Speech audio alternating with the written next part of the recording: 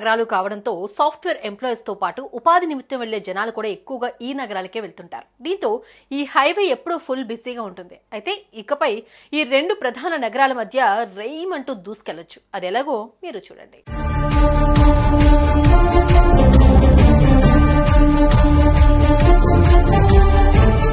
హైదరాబాద్, బెంగళూరు దక్షిణ భారతదేశంలోనే రెండు ప్రముఖ మెట్రో నగరాలు.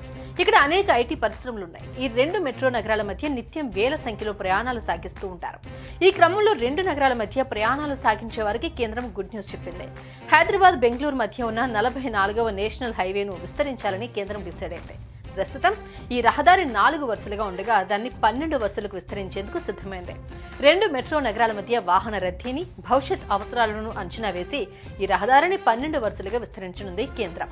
ఈ జాతీయ రహదారిలో 260 కిలోమీటర్లు ఏపీ పరిధిలో ఉండటంతో అన్ని విధాల అభివృద్ధికి అవకాశం ఏర్పడుతోంది.